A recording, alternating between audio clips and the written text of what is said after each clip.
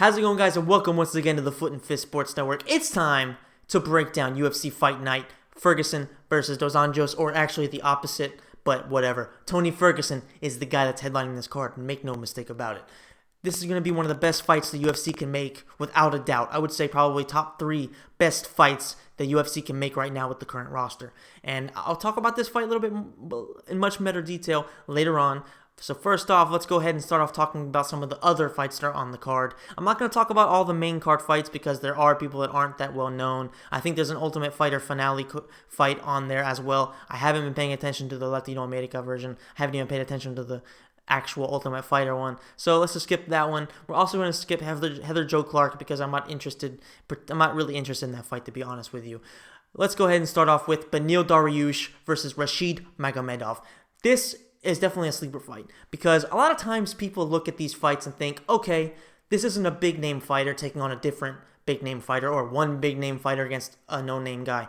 These are two guys that are somewhat known to the casual people but are very well known for the hardcore fans that are going to go at each other, in Mexico City in an environment in altitude, which makes things even harder. This is going to be a very fun fight, to be honest with you, because you got Beneil Dariush, who is a very well-rounded fighter, who is especially dangerous on the ground, taking on Rashid Mamedov, who is a heavy-handed Russian dude who will just take you the fuck out. This is going to be fun. Why? Well, because we don't know exactly what's going to happen at altitude.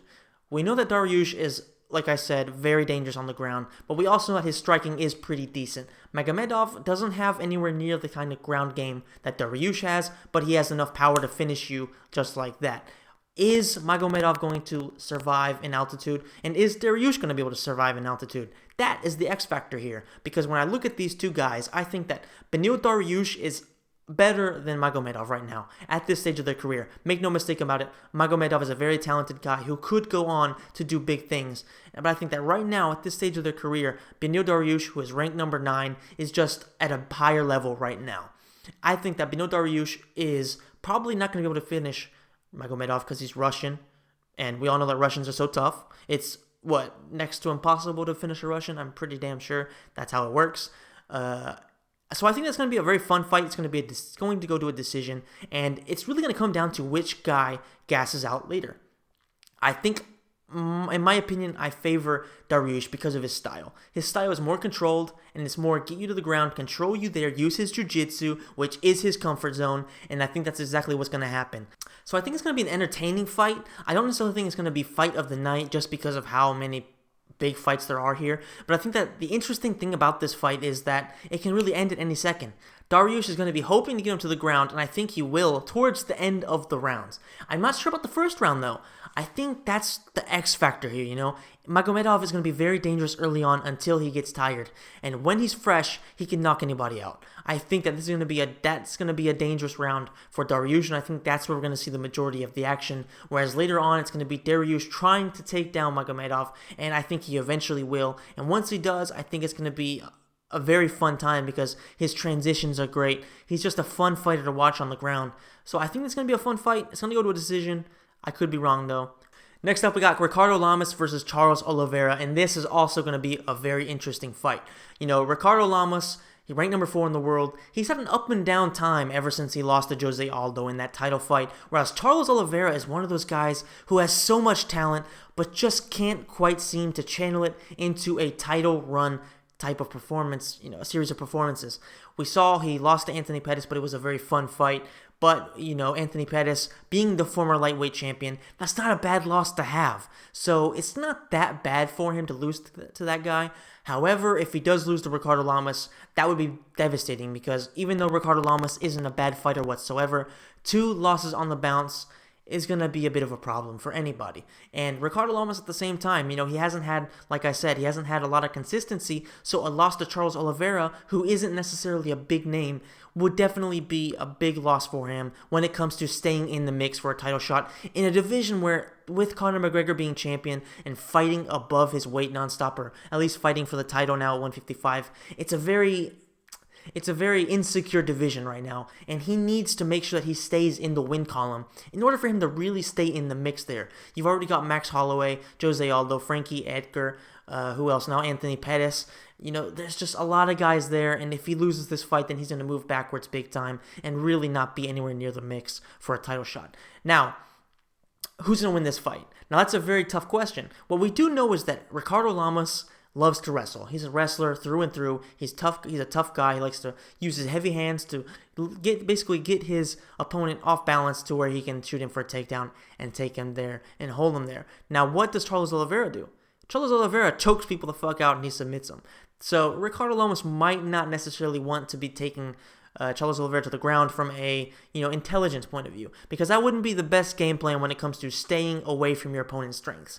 However, Ricardo Lamas' strength is going to the ground. So it's going to be sort of a contrast in styles. Ricardo Lamas is going to want to take Oliveira down, defend the submission attempts, and land some ground and pound. Whereas Oliveira is going to try to just submit him, survive the ground and pound, and just keep him busy with submission attempts. Which guy's going to prevail? I don't necessarily know. What I do know is Ricardo Lamas went 5 rounds with Jose Aldo, and he did pretty well in the later rounds. Now, Jose Aldo coasted back in the day quite a bit.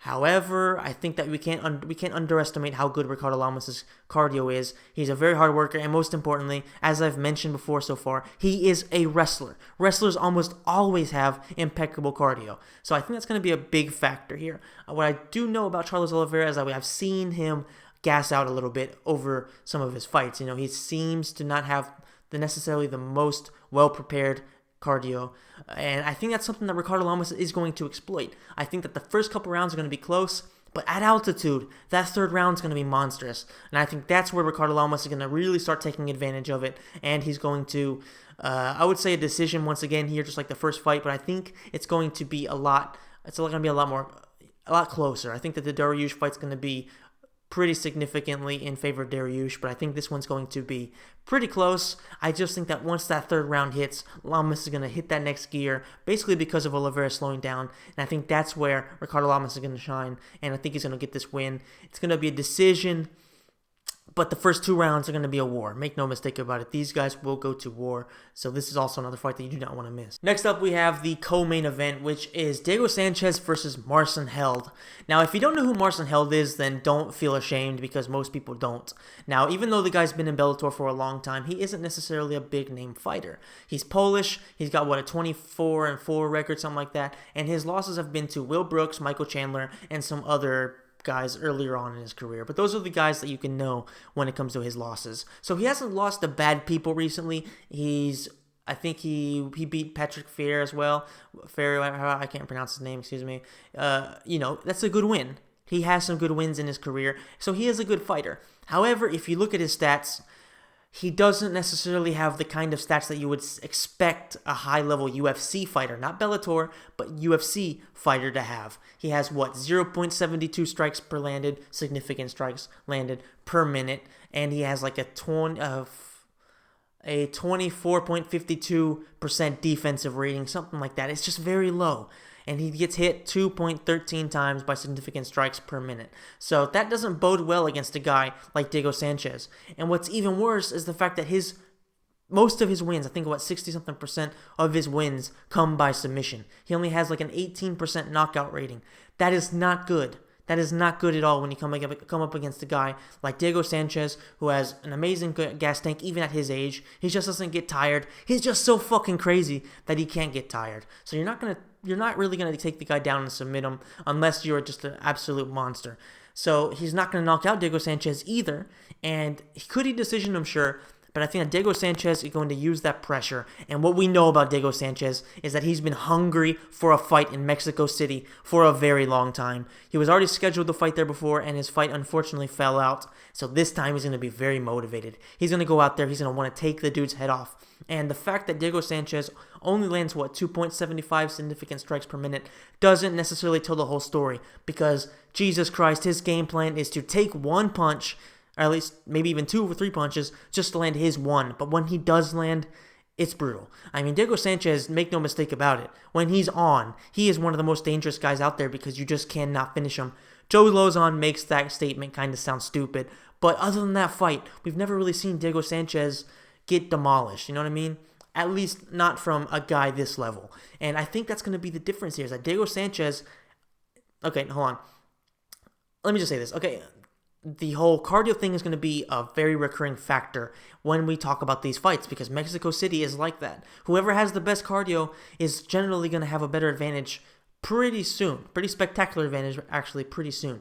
And I think that Diego Sanchez is definitely going to have the better cardio here. I think he's going to weather the early fight.